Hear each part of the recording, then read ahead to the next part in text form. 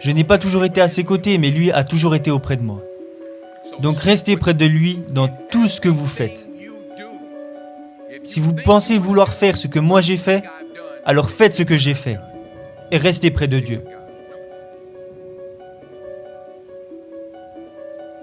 Le 27 mars 1975, elle m'a dit « Mon garçon, tu vas voyager à travers le monde et tu vas parler à des millions de personnes. » Aujourd'hui est le début du reste de votre vie. Et ça peut être assez effrayant. Un nouveau monde s'ouvre à vous, un monde difficile, mais vous ne vivez qu'une fois. Donc faites ce qui vous passionne.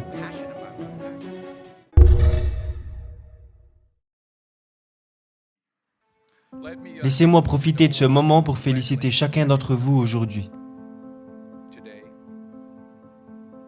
Vous êtes diplômé. Vous l'avez fait. Félicitations à vous. Et en plus, vous y êtes arrivé tout seul. Personne ne vous a aidé.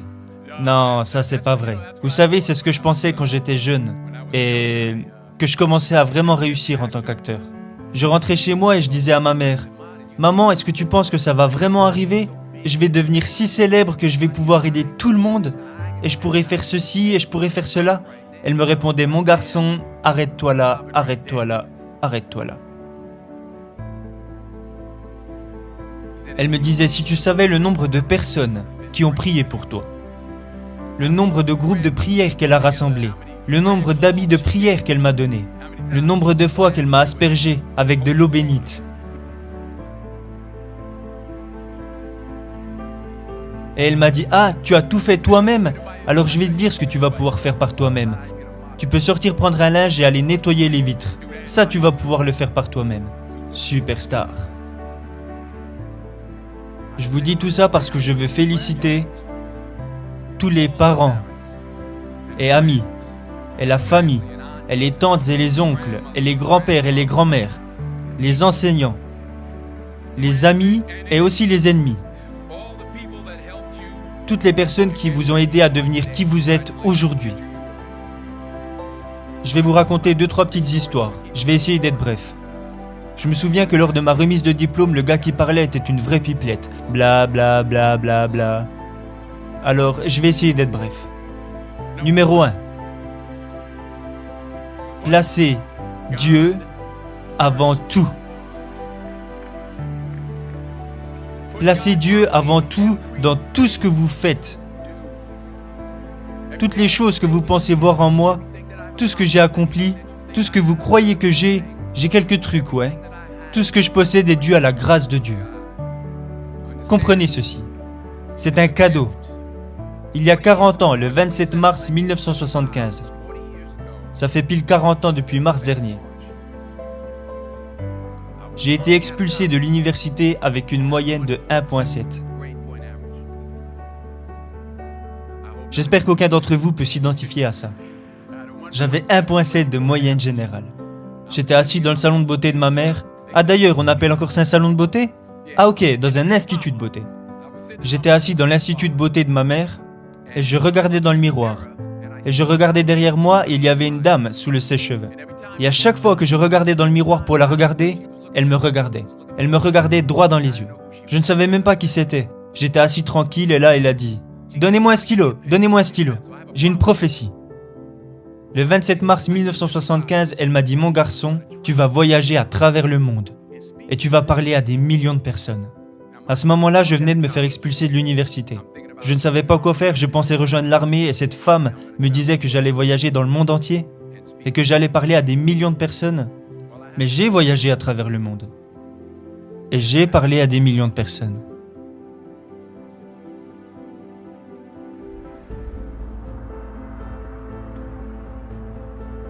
Mais ça, ce n'est pas le plus grand succès que j'ai eu. La chose la plus importante est que ce qu'elle a dit ce jour-là est resté gravé en moi depuis. J'ai été protégé, j'ai été dirigé et j'ai été corrigé. J'ai gardé Dieu dans ma vie et il m'a gardé humble. Je n'ai pas toujours été à ses côtés, mais lui a toujours été auprès de moi. Donc restez près de lui dans tout ce que vous faites. Si vous pensez vouloir faire ce que moi j'ai fait, alors faites ce que j'ai fait et restez près de Dieu.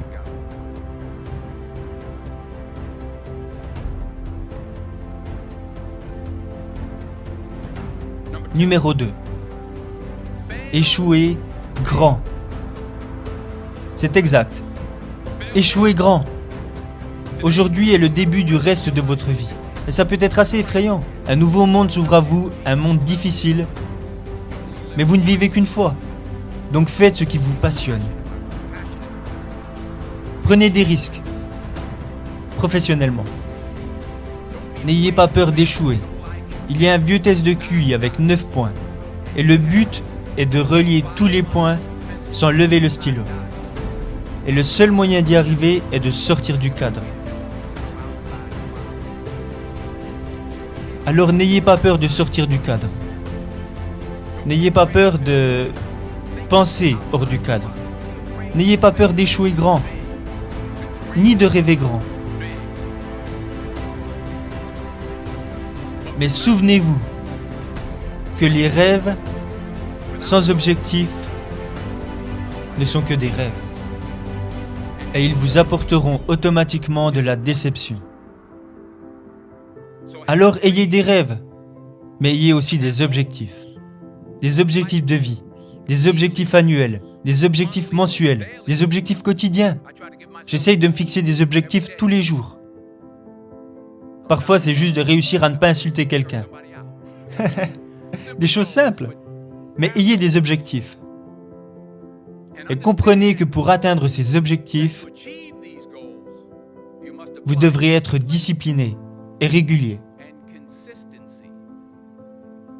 Pour atteindre vos objectifs, vous devrez être discipliné, ce que vous êtes déjà, et être régulier, tous les jours, pas seulement tous les mardis et manquer les jours suivants.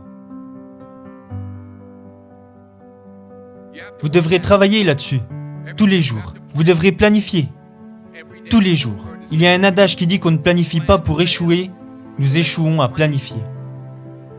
Travailler dur, ça fonctionne. Travailler très dur, c'est ce que les gens qui réussissent font.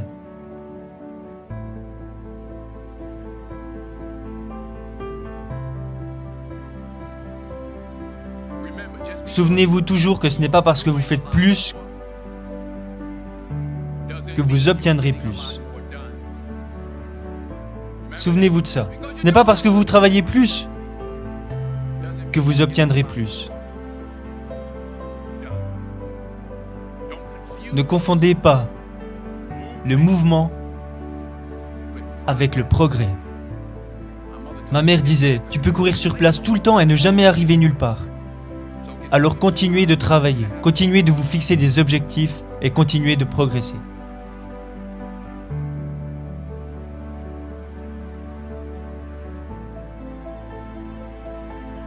Numéro 3. Vous ne verrez jamais un camion de déménagement derrière un corbillard. Je vais le redire. Vous ne verrez jamais un camion de déménagement derrière un corbillard. Je me fous de savoir combien d'argent vous gagnez. Vous ne l'emporterez pas avec vous. Les Égyptiens ont essayé. Et ils se sont fait voler. C'est tout ce qu'ils ont gagné. Vous ne l'emporterez pas avec vous. Alors ce n'est pas combien vous gagnez qui compte. C'est ce que vous faites avec ce que vous avez. On a tous des talents différents. Certains d'entre vous seront docteurs ou avocats, alors que d'autres seront scientifiques ou infirmiers, ou professeurs. Ok. Ou pasteurs. La chose la plus égoïste que vous pouvez faire dans ce monde, c'est d'aider quelqu'un. Parce que la gratification, le bien-être que ça vous apporte, ce sentiment indescriptible que je ressens en aidant les autres, il n'y a rien de mieux que ça. Enfin, peut-être un ou deux trucs, mais... En fait, non, il n'y a rien de mieux que ça. Ni les bijoux, les grosses maisons, ni les voitures. C'est une joie, et c'est là où se situe le bonheur. En aidant les autres, c'est ça le vrai succès. Aider les autres.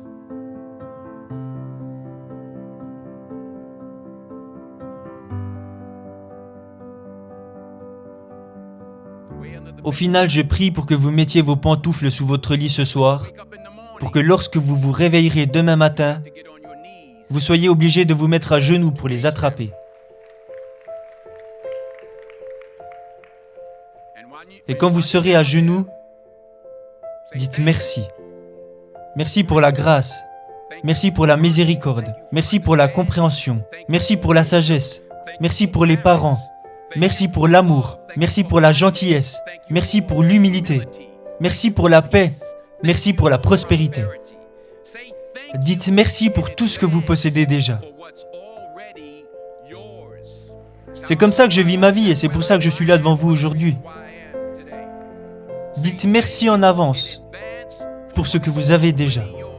Le vrai désir que vous avez dans le cœur pour quoi que ce soit de bon est un message de Dieu qui vous a été envoyé en avance pour vous indiquer que c'est déjà à vous.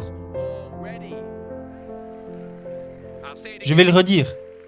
Le vrai désir que vous avez dans le cœur, peu importe ce que vous voulez faire, les choses que vous voulez faire pour aider les autres, pour progresser ou pour faire de l'argent.